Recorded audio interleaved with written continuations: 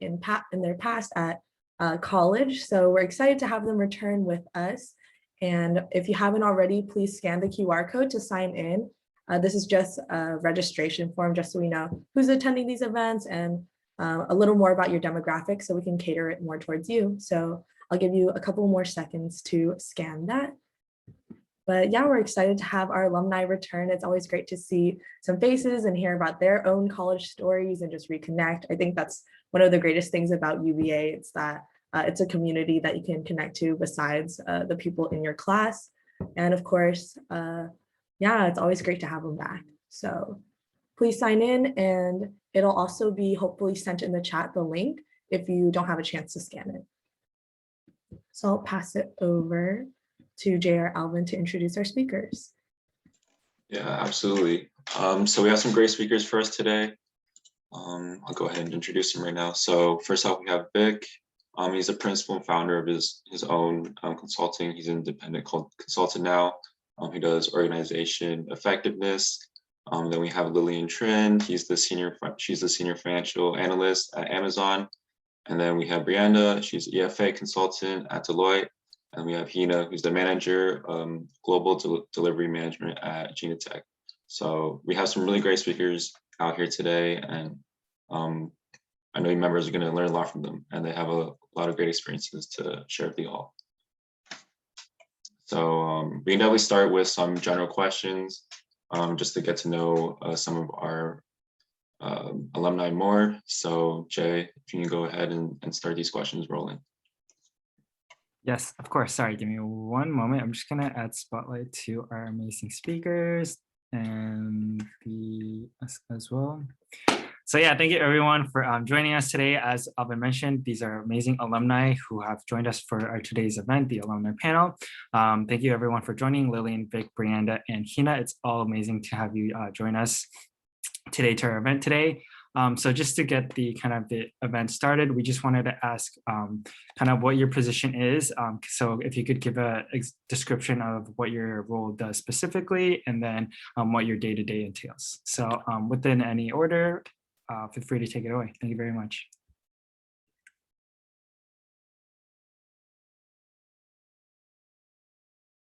I could go first.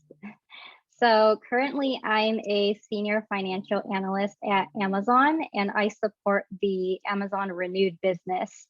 If you don't know what that is, it's basically the refurbished product store at Amazon. My day-to-day responsibilities are analyzing the monthly and quarterly P&L statement. That's basically a profit and loss statement. It tells you how profitable the business is.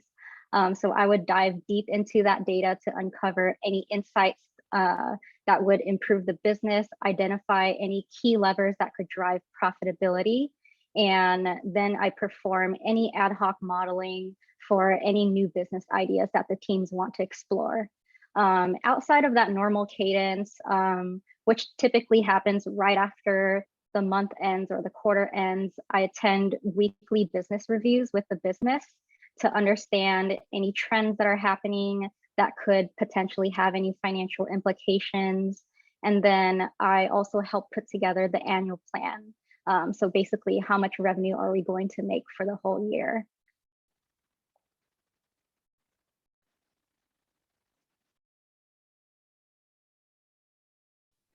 I'm happy to go next. Oh, sorry, go ahead. I'm Vic Law. I founded my own consulting company called Stratum Consulting, and essentially I'm an independent consultant. So what that means is, you can, as a consultant, you can work at larger firms, boutique firms, or just be an independent consultant where you kind of go out, find your own work, and support your clients. And so that's what I am essentially as an independent consultant. And what I focus on is primarily human capital consulting or HR consulting.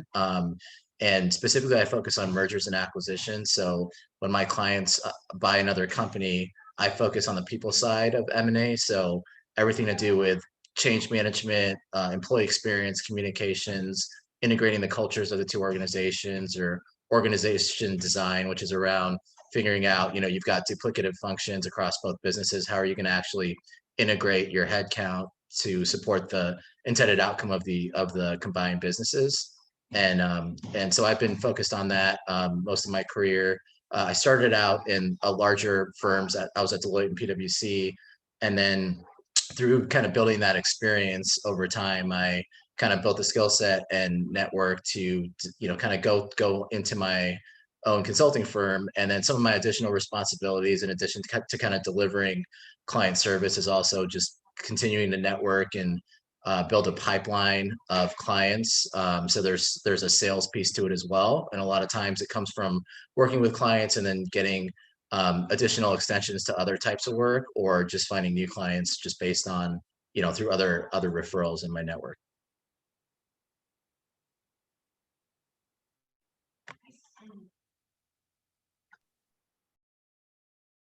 And I can go next. Hi, everyone. My name is Brianda. I'm an EFA consultant at Deloitte, and essentially what I do on a day-to-day basis, I manage all the financials for the engagements within my account, ensuring that they are profitable, that we aren't going into a debit position, and that I fully support all my partners within my account, ensuring that all of their engagements are in line with the firm metrics, and making sure that I help them with any strategies developing the growth of the account.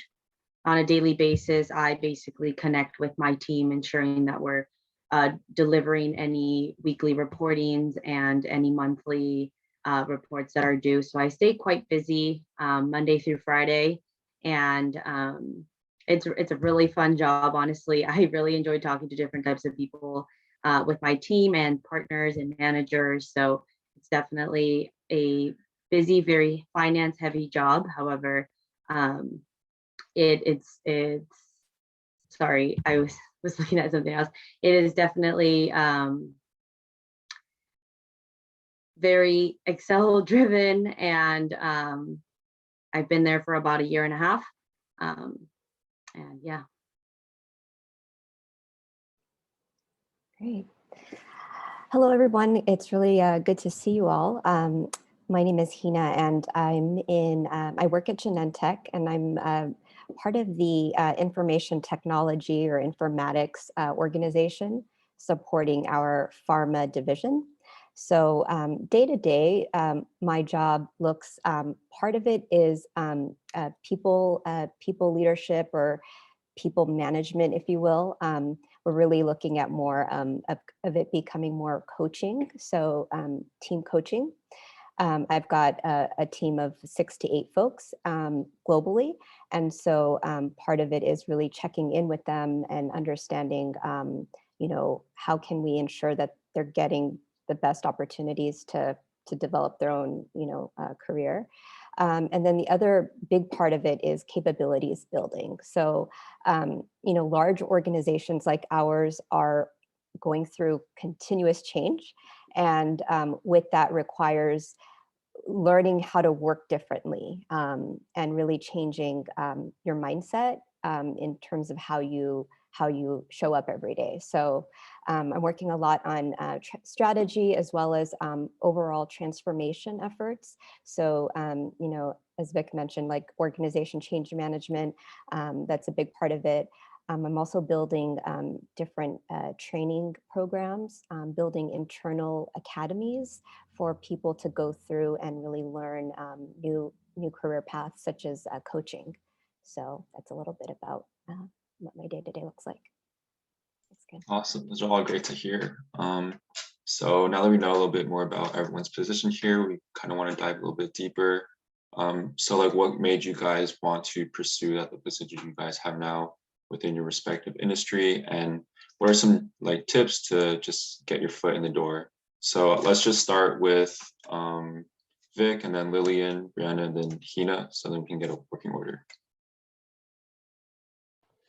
Yeah, so why I decided to start my career in consulting, as I was kind of in, as part of UBA, learning about all the different opportunities. I think when I started learning about consulting, what was interesting to me is that there's just a lot of variety that you get in terms of working with different clients, working across different industries, working on different types of projects, just a lot of different variety. And especially early in your career, I felt like, for me, it'd be good to get a wide breadth of experiences. And then, because I don't really think I knew exactly what I wanted to do.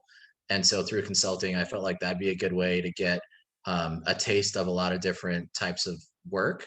And so that's what got me interested. And then in terms of kind of getting my foot in the door, I think for consulting specifically, I think having sort of a general problem solving skill set is really important. So really, it's not like you have to have a consulting internship. That certainly helps. But if any type of work that is analytical, where you've got a lot of problem solving, being able to communicate to all different types of audiences, being able to do data analysis, and just anything that kind of demonstrates your EQ and your IQ, I think is helpful in getting that experience. Definitely, I would say the more internships or quality internships you can do, the better, because it's really hard to kind of put your foot in the door if you don't really have any work experience, even at the college level. I think challenging internships are really helpful. And also I think, if I was to think about internships, if you can find an internship which is a little bit less sort of you're doing the same thing every single day and it's just kind of repetitive, but more where you literally you're trying to solve problems. I think those are gonna help you more in terms of being able to sell your skill set and also just being prepared for that type of role. So that's pretty specific to consulting, but that was sort of my experience. Yeah, so for me, I actually began my career in the consulting industry at Deloitte. I was a project controller, which is actually the legacy name for what Brianda is currently doing. So that was actually my first job out of college. How I got there was during my sophomore through my senior years of college, I made sure to put a lot of leadership experiences under my belt. At the time, I didn't have I didn't have the means to go out and get an actual internship or a job during that time frame. So what worked for me was just picking up a lot of leadership positions, which there's no shortage of that at UCI. So try to find a way where you can integrate that into your resume and prove that you do have the skill sets. And that helped me land my first job. So I fell into it by chance, to be quite honest with you. I saw the job posting on the UCI job portal, forget what it's called, applied for it, put in my resume, and I interviewed on campus and I got the job. I stayed there for about a year and I found that I didn't enjoy it as much as I thought I would, especially since I was so young, straight out of college, didn't have any work experience. So like more often than not, you're probably going to find yourself in that position as well, where your first job out of college is not what you like. So I actually pivoted into fashion merchandising after that. So I was working for Bloomingdale's, and part of my responsibilities was setting up merchandise onto the website, coordinating with photographers to figure out how to shoot the product for a catalog and things like that. But I found out that I didn't like that either. So after that experience, I was like, okay, I love fashion, I love retail, but this position in particular is not for me. So I actually went back into finance, and a few years later, I found myself working as a senior financial analyst for Macy's.com. So that experience was very different because the type of finance work that I was doing there was very, very different from what I'd been doing before. I was on the financial planning and analysis team, and I absolutely loved it. And I think part of it was also just the industry fusing with the position that I was working in. So like I got to live out my retail and fashion dreams along with being in finance there. Unfortunately, when COVID hit, I got laid off.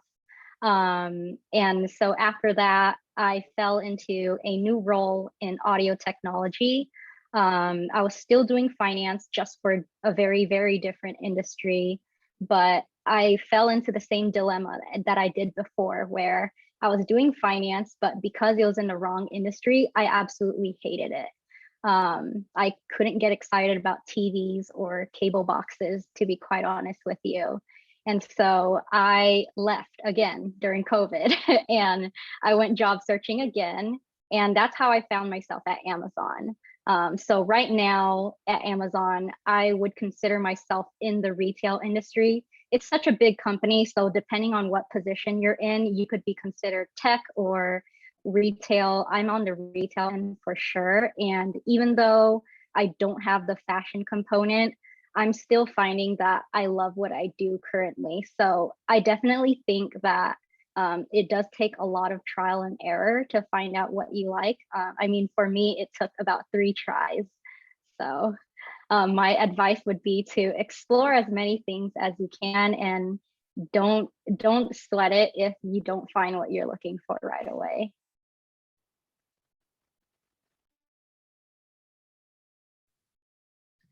Yeah, so I can go next. So I majored in business economics, and I truly had no idea what I wanted to do. And when it came time to graduate and kind of start job hunting, I did a lot of I was part of a lot of groups. So I was president of UBA. I was like the finance director at my sorority. And so I was very involved and I was working on campus, but still hadn't really found something that I was like, I'm going to apply for after college. And I got an internship about 6 months before I graduated. I'm sorry, that's my dog. She's going off in the background if you guys can hear her. And I got a wealth management internship with a wealth manager in Newport Beach. And I did it for about a year, but I wasn't really very interested in the whole stock market and analyzing the trends. And so I did it just to be able to have a job while I looked for something else. I needed to be a little bit more challenged. And that summer I was looking for financial analyst positions, and I landed a financial analyst position with a dental manufacturing company in Irvine in the FP&A department. And so I did that for about a year and 7 months. And while I really enjoyed it for probably the first year, soon after that, it kind of got a little bit monotone. There was not much excitement. I wasn't very challenged. And so that's when I decided to start looking for new jobs. But if there is an advice that I can give to everyone is be patient. Not the first job that comes at the door that is knocking on your door isn't always going to be the job that you are going to enjoy. I had to go through about 3 different full interview processes with 3 different companies, and I got rejected. And it was probably one of the most devastating things until I finally landed an interview with Deloitte. And while that was a pretty lengthy process, I landed and I've been there for about a year and a half now. Definitely enjoy what I'm doing now. It is a good place to be because you are constantly challenged. And I think that's something that drives me to really enjoy what I do. If it becomes monotone and boring, I always kind of try to switch it up a little bit. But if there's one advice that I can give everyone is 1, be patient. 2, don't be so hard on yourself. I think when I was going to graduate, I was considering even staying an extra year. I was like, maybe I should go the route where I should get my CPA and stay an extra year and take all these accounting classes. But at the end of the day, I'm glad I didn't, because I really enjoy where I am now. So be very patient with yourself. Know that there is a job for you out there, but you need to look and find what you like. And it's like Lillian said, it's not going to be your first job out of college that you absolutely love. It's going to take time to get to the position and the type of work that you would love to do. So definitely keep that in mind. Yeah, in terms of my journey, I did a comp sci undergrad and then the management minor. I know that the business school has changed, but I knew getting out that I wanted to utilize, my experience in technology, but I didn't want to go deep in IT. So definitely wanted to stay more on the management or analysis track. And so, but I also knew I really liked healthcare. And that was just through, trial and error, volunteering, internships, those types of opportunities where I realized healthcare seemed like the place that I wanted to explore. And so, yeah, after, I did did the career fair things. I networked. Being a part of UBA definitely helped in terms of getting a chance to connect with different people in different organizations and understanding what they do. And yeah, so I think I went through some interviews and I landed at a pharmaceutical company, and ever since then I've been within big healthcare companies. So that's how I landed. Amazing. It was great to learn more about all of your individual career paths and how you got to where you are, whether it's like the struggles you had or the good aspects or how much you love where you are now. It was really informative, and I'm glad that you guys shared it with us. The next question I have is, what's the toughest aspect of your job? And also, what's your favorite part? And we can keep going in the same order that you guys have been. So starting with Vic. All right, the toughest part of my job, I would say aligning stakeholders toward decision making and moving forward with a certain process or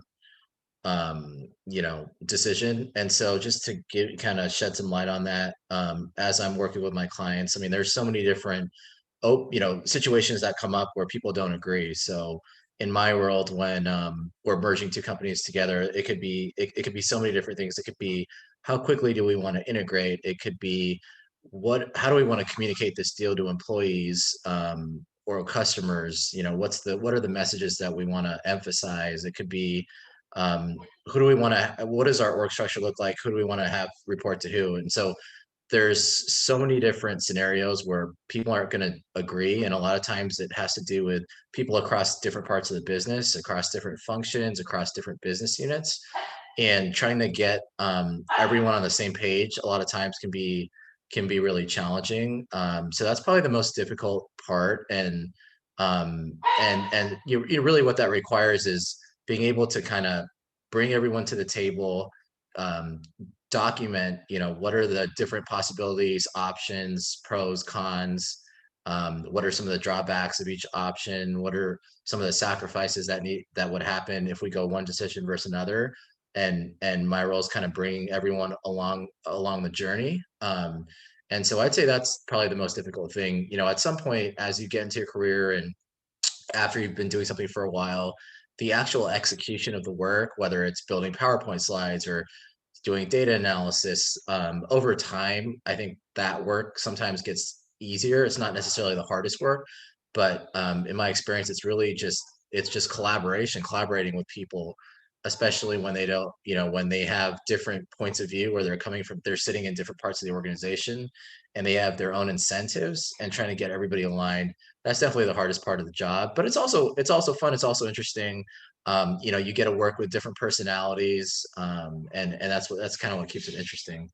My favorite part of the job, I think, for me personally, I've always liked sort of teaching or coaching others. And so as I'm working on teams with other junior staff who might be new to a certain type of project or role, my favorite part is just kind of sharing knowledge and expertise, and answering questions of really smart individuals who are trying to get up to speed on how to execute a certain process or whatever they might be doing. I think that's the most fun part of the job. And especially early on, I mean, honestly, a lot of the fun part of the job is just hanging out with my colleagues and coworkers.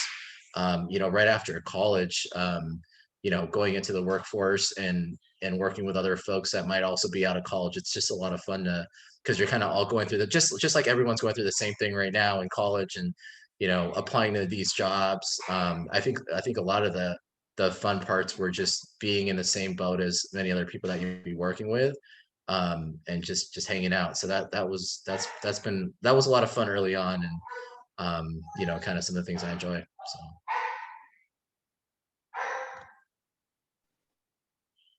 For me, the toughest aspect of my job is prioritization. You'll find that once you start working in the real world, there's never a shortage of things to work on. So for me, there's the regular, more routine part of my job where I analyze how the past month performed, what are the key drivers of profitability. Then there's the other part of my job, which is very ad hoc in nature, but also very much an expectation as part of my role.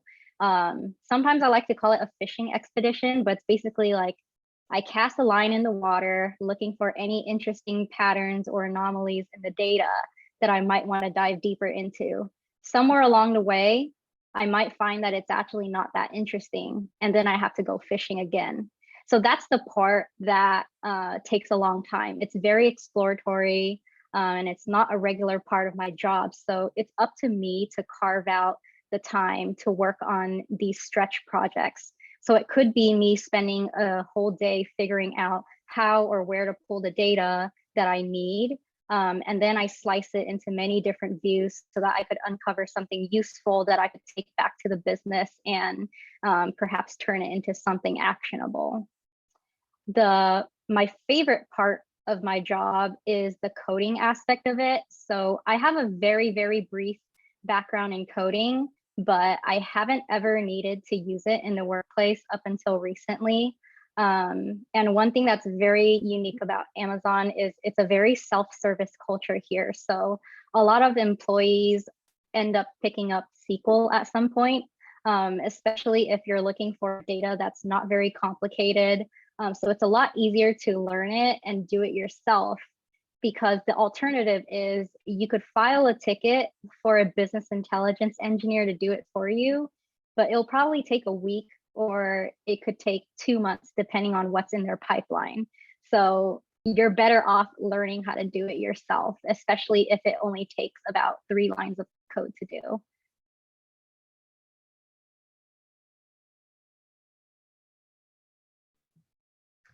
For me, I think the toughest part of my job, and it's actually quite simple, but I think not toughest, I think maybe it's the part that I enjoy the least. The admin tasks that sometimes come with roles that you don't think would. You would think that, oh, if you're in finance, like all you do is finance. Now, I think a lot of jobs have those admin aspects like billing or invoicing, and I think that's not the toughest, but probably my least favorite, the part that I least enjoy. And probably my favorite part is getting to collaborate with different teams. I mean, I talk to plenty of different teams on an everyday basis, and including my team itself. So being able to teach, I just got a brand new analyst on my team, and he is completely green, first job right out of college. And so being able to teach him everything I've learned the last year and a half, and now seeing him kind of be able to apply that is very rewarding, and also definitely probably one of my favorite parts, seeing my team being able to mentor them and develop them further. Toughest part of my job is really around influencing. There's a lot of times where you've got leaders that you need their support, and you need to pitch something to get something started. And sometimes it takes time. It takes time to socialize an idea and get the funding that you need for it. Right now, I'm specifically a challenge that I'm working through is just when I'm being asked to cut my spending. And really the narrative that I'm trying to shift is it's expenses, is there, but this is also an investment. So how are we investing in something and getting something out of it? So putting a lot of that together and getting that approved, I would say is tough when it comes to financials. The part that I love the most really is, I think, Brianda kind of mentioned this with the people part of it, is just seeing people get out of their comfort zone. After a while, when you can work with people and you can really give opportunities and see that people can really try new things, and it's amazing to see people flourish.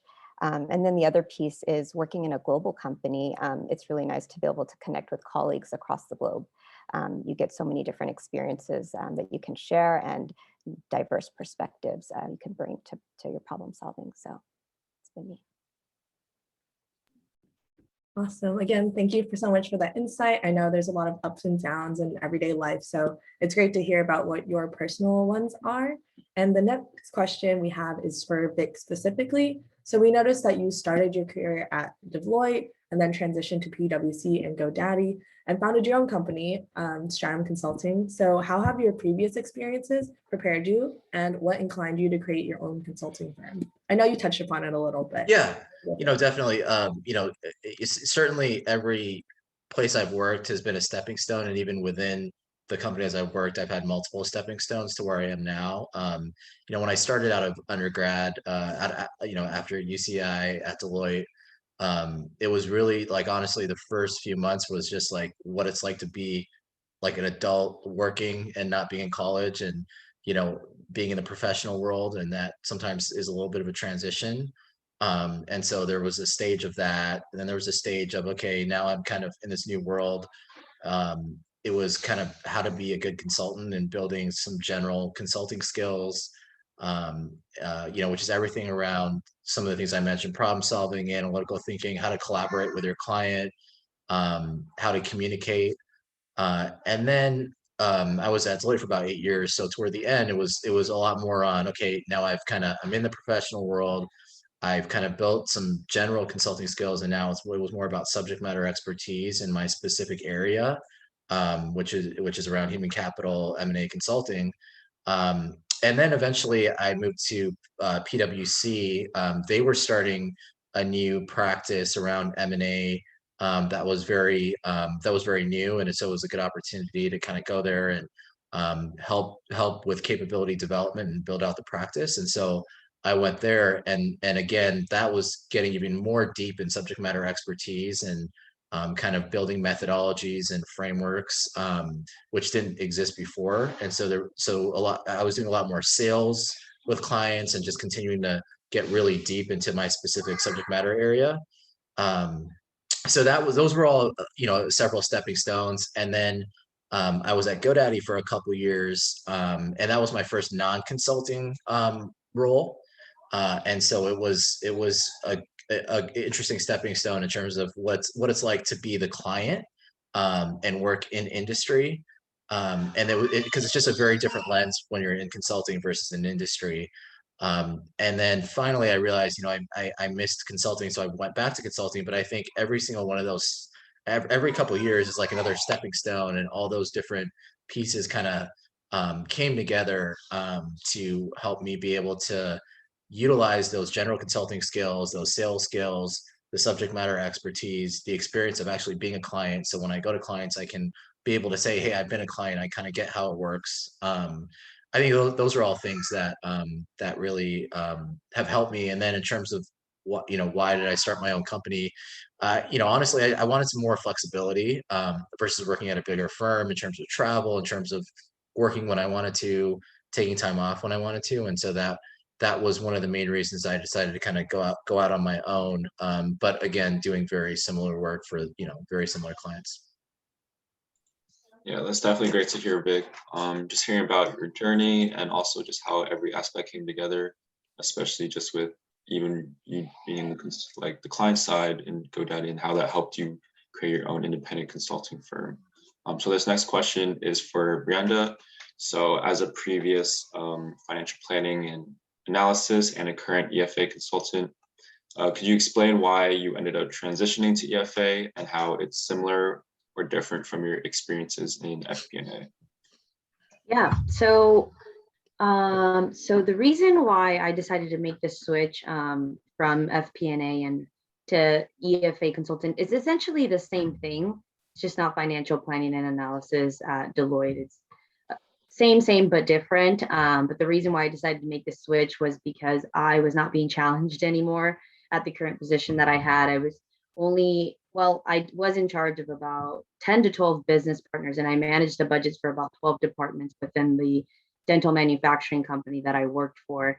But it was very routine, and there was not that much ad hoc analysis to be done. So week after week, month after month, I was doing the same thing, asking for more work, getting just enough to kind of get me by, but not enough for me to feel challenged or feel like anything that I was doing was very worthwhile. And so when I decided to start looking for a new job, I knew I didn't want to make a full career switch. But when I read the job description for the EFA consultant, managing financials and budgets versus actuals and forecasts, I decided that that might be the move for me. And so as I decided to go through the interview process and learn more about the position and what I do at my current role, that is why I decided to make the move.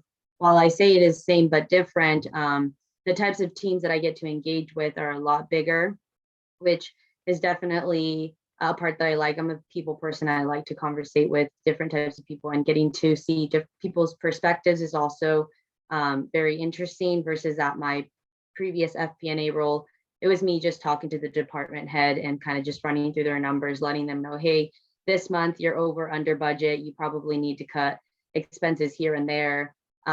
Whereas at my current role, I manage the financials for projects, and that's just not the existing projects, but any project, any new projects coming with my account. And so we typically handle from the inception of the project, from the very beginning, from the pricing stages. I work with the teams very closely to kind of ensure that we can deliver the work with the amount of fees that we're going to be charging the client. So I get to work with the strategy, help with the staffing within the project pricing. So from beginning, I manage the entire financials through the life of the engagement, and then we close it off. And so I get to see something start and end every single time, and projects keep coming and changing versus an FP&A. Depending on what you do, it's kind of the same thing, and year after year, you're like, okay, new year, new budgets, but it's the department work or the department expenses that you see come through don't change.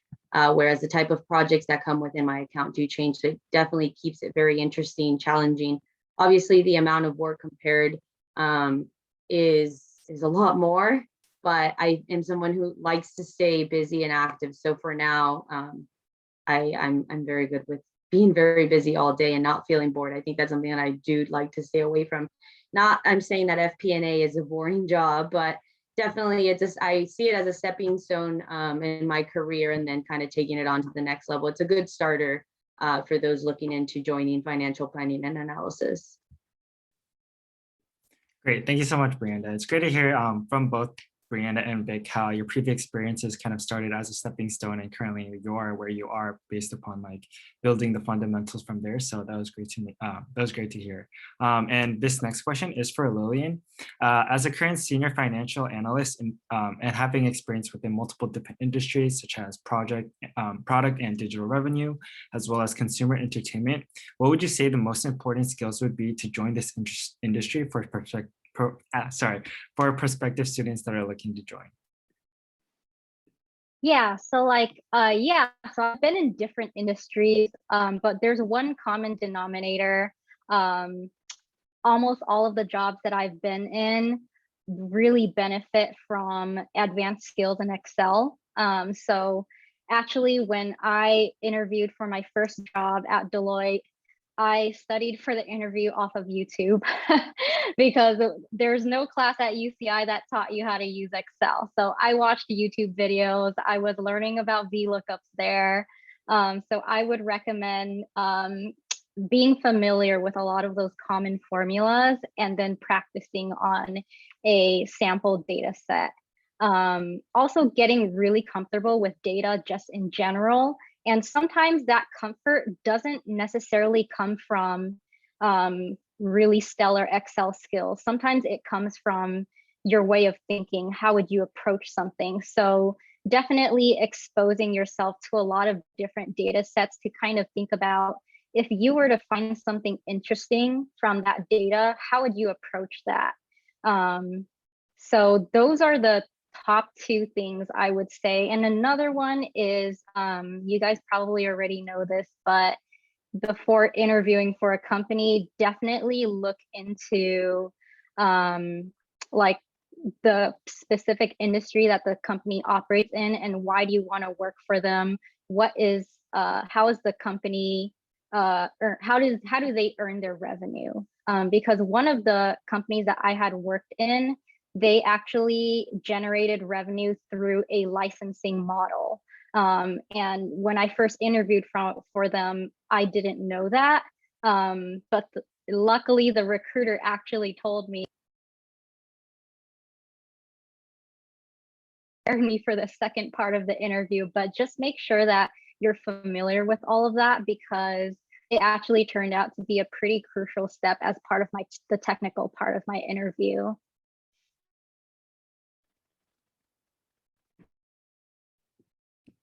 Awesome. Thank you so much for sharing about, I guess, like giving us tips on like what you've researched and also telling us about how you took matters into your own hand by watching those YouTube videos. I think a lot of us can relate to that as well. The next question is for Hina. We noticed that you have extensive experience within the analysis and consulting industry, and with experience ranging from business analyst, operations analyst, project management consulting, and now you're a manager for global delivery management. We were wondering if you could walk us through your career journey and how you gained a passion for project management. Yeah, sure. Thanks, Lillian. I think just in addition to what the others said, it is a stepping stone. And it's just about like looking out for opportunities and things that kind of like just give you a little bit of energy. You don't know how it's all going to fit together, but just try things out and go for it. After I was consulting and contracting for various companies, I realized that I didn't want to go deep, like functionally in one specific area. I definitely like the people aspect of work. And so I wanted to focus more on like strategy and broader, people development, org development. So that helped me like understanding, do you like working with people and do you want to develop and grow people, or do you want to like really get deep in one area or multiple areas? And so then with that, I just looked for different opportunities. One interesting one, a little bit of a pivot, shortly after I started working at Genentech from a consulting perspective, is I finished with a project, and actually through Facebook, I saw one of my UBA colleagues posting something about a fellowship. It was a global health fellowship. And I just took a look at it. I was really interested, and I called him, and I got some more information about it. And I ended up applying and then getting this opportunity to really kind of explore more public health and global health. And so I took an opportunity to go abroad for a year in East Africa and support, how do we build health clinics almost to become like businesses. So, these things are around, and you just kind of have to be, open to things that might not be conventional sometimes. And so I think after that, I realized public health, global health is very interesting.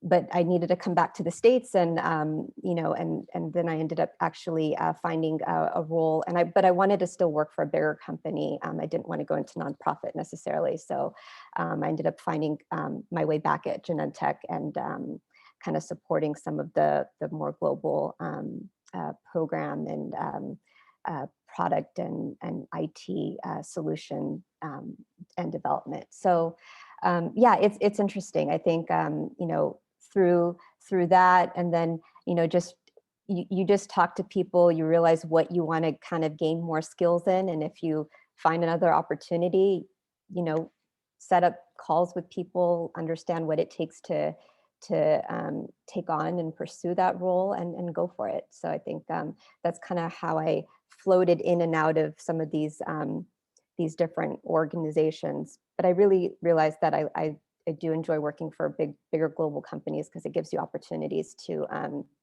really almost have new jobs every year or two. And so you get exposure to different aspects of the business. Yeah, that's definitely great to hear how you got your passion with healthcare and people management. I think we can all definitely learn from the journey. So this is a question for everyone, just to finish up our panel before we have open Q&A. So for everyone, as a UBA alumni, what's your favorite UBA memory, and how did this club help you in your professional career? So we can do the same order as we did for the general questions: Vic, Lillian, Brianda, and then Hina. Favorite memory. I think maybe one of the best events I went to was just a career night where we had like 5 or 6 different employers talk about their industry, what it's like, what it takes to be successful. And you know, in 1 hour, you know, I learned so much more about the different opportunities out there. So I would just say, the more you can just learn about what's out there, watch YouTube, talk to people, there's just like an endless number of different things you can do. So I think it's just, you know, that was a cool event for me. And I think the more you can do that, the more you're gonna have, the more thoughts you're gonna have in your head about like, maybe I can do this, maybe I'd be interested in this, versus if you don't do the discovery, then you might just end up doing something that you think you're supposed to do. So I think I just encourage you guys to continue to just look out there at all times. My favorite UVA memory would be the corporate campus tours. There's just something about getting to see a workplace behind the scenes. You get a feel for the culture, and you get to see what office life is like. You get to dress up and talk to professionals about what opportunities they might have and what their experiences have been. So there's just a very tangible aspect about that you can't really get from going into just like a classroom with a speaker. And being on the UBA board, really one of my favorite things about that was that it helped me build up my professionalism by forcing me to write email correspondences, forcing me to practice my public speaking day in and day out. Like I just remember every single event, we would designate 2 board members to open and close for the event. So to have that opening and closing speech. And to be honest, in total, I probably spoke like no more than 2 minutes by doing those things. But because this was a week in and week out, it was just enough practice for me to get used to public speaking. And I think that's ultimately what really helped me get better at interviewing as well.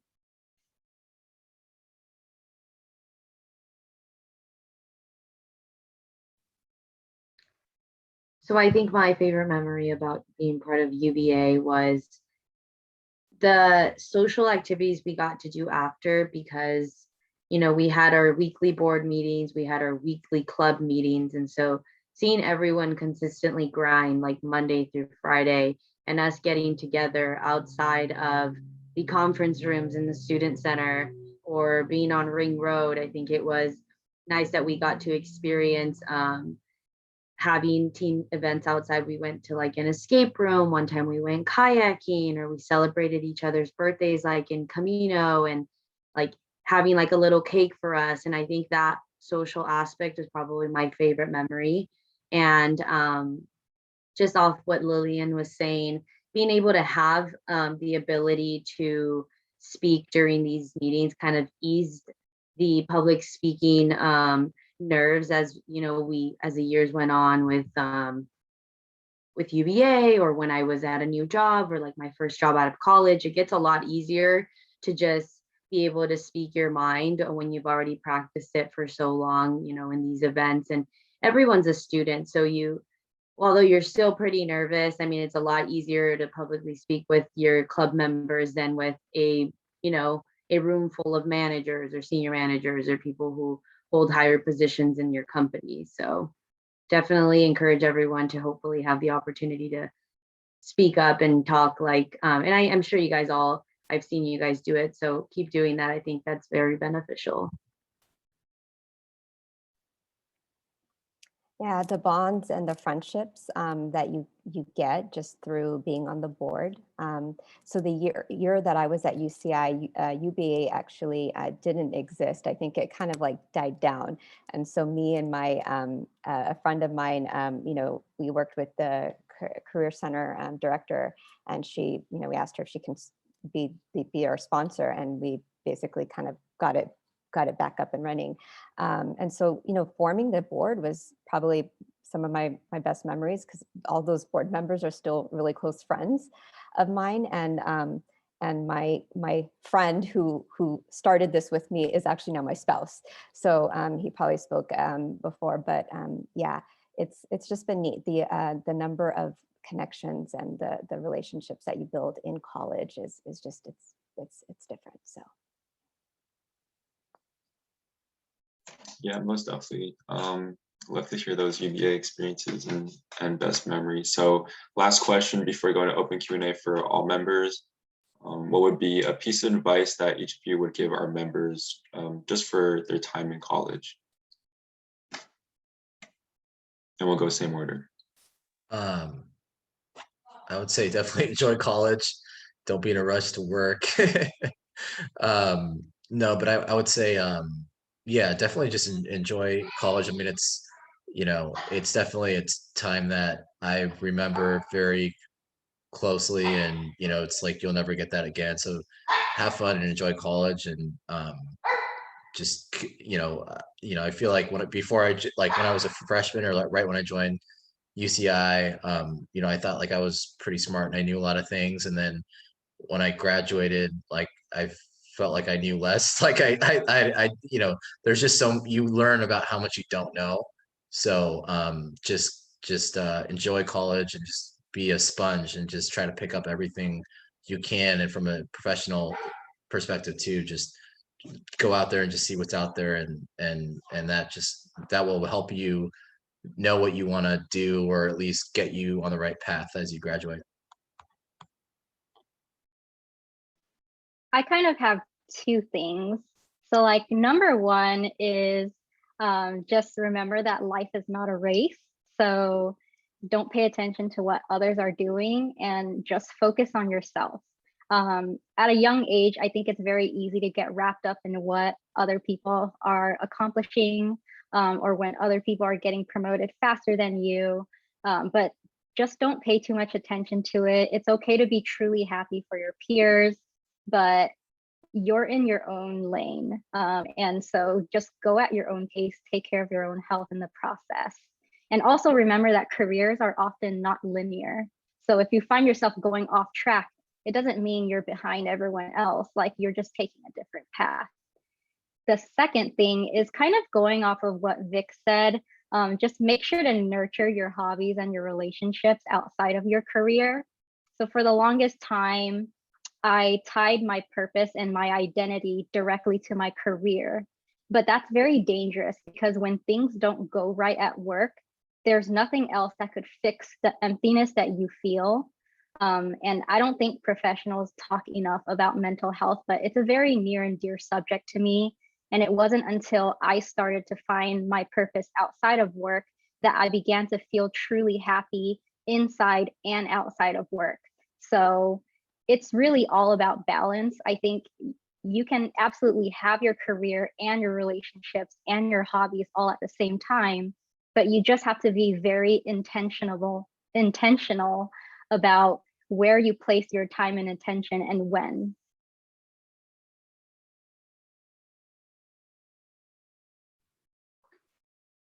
I think what I can probably share, and I wish was told to me when I was in college, is yes, work hard, set a goal and, stay focused, but also be sure to enjoy life and those around you. And a lot of the times, don't get so boggled down when there's a rejection.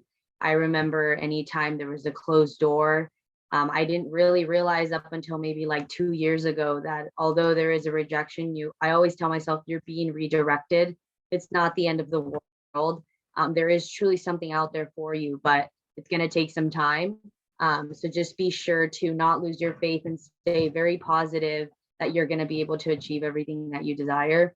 And then the other thing is really, really, really, as you're starting to, even early on, as you're starting to build your network and build your connections, really use LinkedIn to your advantage. There's so many people out there that are willing to help. And there's plenty of people that reach out to me. And I mean, I don't know them, but I'm still, if they have any questions regarding what I do or what I've done, I'm always willing to hop on the phone.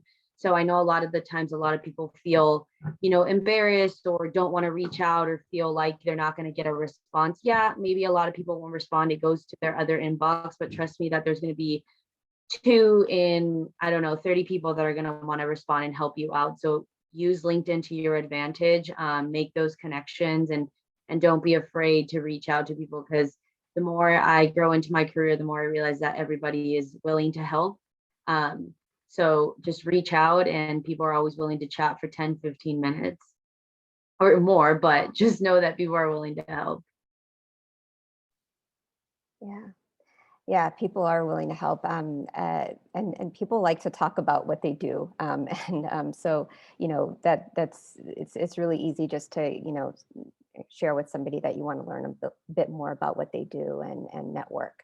I'd also say in terms of connections, just continue just to develop friendships, and you never know. Like, I mean, now many years later, I still am in touch with some of the folks that I went through college with, and I would have never expected to still be like they would be in my circles the way they are. So, and we help each other out. So, just stay in connection with your friends, and know that the people around you will help you get through, and you will be there for them, especially in these times. So yeah, really pay attention to the people. And the other piece is what Lillian had mentioned with the thinking about your, the job versus the career. Like, your career is a bit more holistic. A job is something that, you don't have to have a job checkbox everything that you want. It puts a lot of pressure into your work, but supplement that with your hobbies and things that you like to do, maybe other things you want to learn that can help you in future opportunities. So yeah, think about really that. Pay attention to your hobbies and your interests outside of work. Thank you everyone so much for all that great advice. I know we're a little bit past our time, but we always want to give our members a chance to have some open Q&A if they have any questions they want to ask any specific members. So we'll just have that for a couple of minutes. If anyone has any questions, we can quickly rattle them off and then close right after.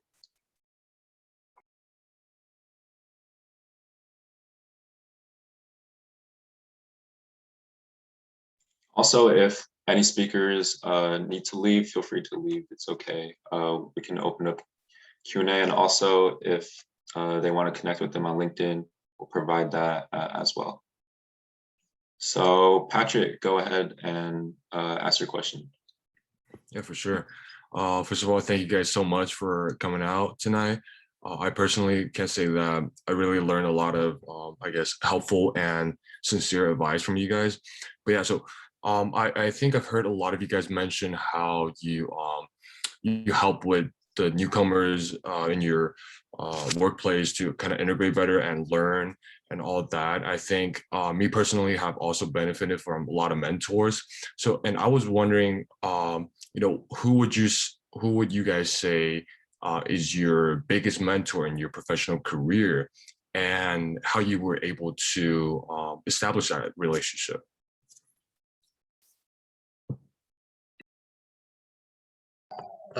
So for me personally, I think after when it was like 3 or 4 years working in consulting, I switched managers multiple times, just because it's kind of how it works in a lot of cases. And I ended up working for somebody who we just got along with. We got along pretty well, and they were very open, and it was easy to talk to them about work, about things outside of work, and we just kind of clicked. And they were able to provide good feedback, and then going forward, even when I had another project manager that was managing me, I continued to stay in touch with that individual, and they help me even today, even though I'm not at the same company.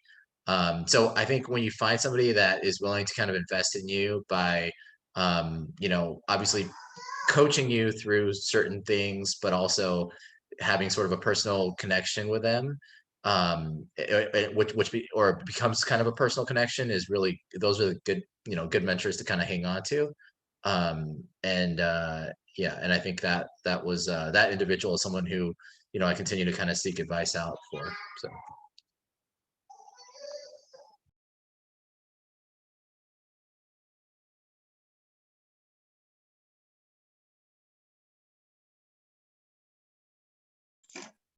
To be honest, I wouldn't say I've had any formal mentors. A lot of the people that I consider my mentors, they are unknowingly in that position for me. So we never established anything, but it was just more like I have a great relationship with them, and this relationship was often developed through working together. And even after I leave the workplace, if I get along really well with them on a personal level as well, I make the point to still keep in touch with them. I think you'll be surprised at how much people actually do want to know how you're doing. So every once in a while, like if I have a personal life update, like recently I got engaged. So I took my engagement picture and I sent it to my former colleagues, and everyone was just so happy to see how I was doing. Just like sharing your little life updates here and there, but try to be very genuine about it as well. Like, don't only go to that person just for advice. Like, I would say try to develop that personal relationship as well, so that it's not a one-way street.